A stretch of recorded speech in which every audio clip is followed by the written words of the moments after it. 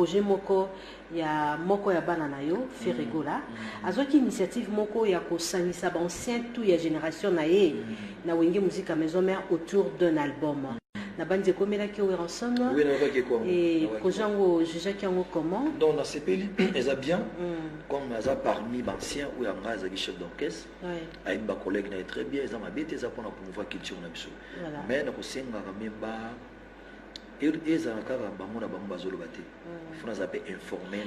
d'ailleurs, c'était les sentiments des héritiers à lobby.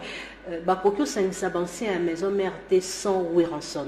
Est-ce que c'est très important Weranson dans la projet ngo? Bosso héritier bindemana parce que héritier aibinga ibi. OK. Asa mon on a 20 ans et trop. Aibinga très bien. Aibi ki na ko boya eloko ndemona te mais poza na poids. Il y a des gens qui font l'idée à s'impliquer dans mais ça projet moi bien offert à ça faut ça peine esprit parce que maison mère ils a bangounios de ça projet de moi ko qui ne peut kangi monde ce qu'on a nzilonga na zokota na zokende rien n'empêche na benda ngona tinda musu côté mo parce que makambo changer kalati nous on s'en zokende wapi nabi ko to ça featuring moko na yo réfléchir si quand on se comprend de Virginie qu'est-ce que tu penses Kingaï, esprit méphistophélique. Mais non, rien à voir. Rien à voir. Rien à voir. Voilà, non, on a posé une question, on a dit aux autres, on a dit aux autres, mais banzela ba plateforme comment les lois en Amérique grave, on écoute la Jay-Z, net Young Paris. Young Paris, as un artiste, as un label à Jay-Z. Jay-Z. Il y a un parler sur la collaboration d'un artiste. Wana Bosalende Momoko titre Makassi. Voilà, très bien, une très belle collaboration. Virginie. Oui. On a un label dans Malona Sali où elle a son musique.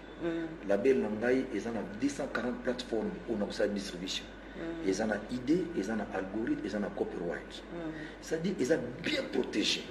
Si on a un magasin, on attend sur le lot comme ça, et comme on met pas dans 10 magasins. Si on a un là, on a un côté, et puis le lot, on a un gladi.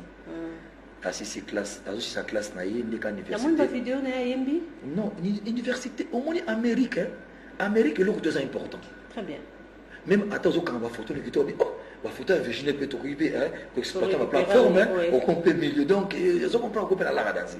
Si il y a moi dans l'université, moi j'ai un bagage, oh, professeur de musique, hey, you sing now, yeah, can I see si vous côté moi, on comprend en anglais, I see si vous connaissez, mais est-ce que tu peux produire aussi? Ok. Mon ami, non, mais I know like. Yeah, bifuna tanga. Ah, ba bengi mama na. Mama na bete. Ma bi mère tika. Vous réfléchir te. Les Américains comme on a 1 million solo, 2 millions solo. Kingo mekoti, bala moko papa. Na ko tika lo ba ndemo na te. Timbala moko aye ko signer na CD Baby. OK. Mais je te dis que CD Baby comme des fonds d'États-Unis. Mais Gladiateur est facilement. Anglais classe. La Gladiateur plus que papa. Mais qui n'a malo. C'est mon père. Père anglais moi kokoso. Maman. Alors parlons de votre label Le Roi de la Forêt. Les Atartés, Weranson a ça la label. Est-ce que votre baron dit mal sur Weranson? Non, label c'est pas pour nous. C'est une société. Mon salamoté. C'est une société label. Tant aux Ara, Weranson. Phénomène. On a pas vente physique. Il y a pas victoire, Balimwala. Tu es dans boulevard, tu es dans le marché. Si on a label, il y a streaming. C'est-à-dire na portable na okoso banzembo et mon appel basomi nzembo 2 millions. Tant que quand les terrains ba virement banco on a 500 000 côté. Ya mo bébé. C'est-à-dire qu'on peut ça CDD. Si ko ba américain si ko ya comprenango banda biso bana mololo yima. Ya bana ko bana banda kala. Ya mo ba américain ba multimillionnaire artiste. Pourquoi bango ba comprendre que j'ai un streaming. Je te veux bango lelo. Donc, ce nous comme producteur, nous avons produit la chaîne de la maison mère. Nous avons hérité. Il y a un single. C'est le single. Banana vous permettre à musicien un groupe nous basa là-bas. Par exemple. Comme ça on va réaliser par exemple. Le barrage non. Mais quand on a produit dans la mais vous avez mis ça à la maison mère. Comment? Ba mission wana oti ka bomba ça ba album té. Ba mission. Vous en avez un beau bête dans la bonne zénith de Paris. Pas ça album hein. Wande simbaté. Donc il est bien beaucoup moins aidé au penser au caisse. Ah bah ma vache. Oui, rarédia ça là album na vive panzana té. Fait gêner. Bon, ils ont ma bête mon phase de vie. Et c'est souvent on a bloqué mon tunabi na lingio où évoluer té. On a ça là, on a ça bon. Moi, je suis un bon parent, on a besoin de ça une opportunité. Voilà, alors, oui, on se dit qu'en vente, on a posé une question pour faire plaisir à Linda Diangana. Le roi de la forêt, Boza Bato, Bouja qui Afrique. Oui, on sonne aux artistes et aux autres, les canards France, Sarkozy, Tunis, c'est qui? C'est le roi de la forêt. Et ça, les loro moro boé, na marambo est allé vente. Excusez-moi, peut-être mon employé et que c'est péchoté, bakanga bino lo kutana likamwa ba disque d'or ou ranson. Tout le monde a un spectacle que nous ba pécho disque d'or. Est-ce que les lois ranson a ko lo ba disque d'or naé ils ont reconnu? Notre seul mot clair. Là pour répondre yo. Est-ce que ça vous en a portable non? Jean-Pierre Sartre n'a fait. D'accord, tout nos cas qui sont maman, vous en a portable? Oui, mais quand on a les artistes qui ont rempli Zénith, Bercy de Paris, les deux grands artistes, pour Google les Angatés. Google les Angatés, on a salon américain. Donc, Virginia Botama Wabi, surtout Béton au Massiko, ce hôtel na Google, parmi les artistes qui ont rempli Bercy de Paris, 10 ans passés. Ce que Betty tout seul, ce que vous bêtez pour tout le monde entier, j'ai rempli plus de 17 000 personnes. Pour avoir un disque d'or, c'est 60 000 exemplaires en France.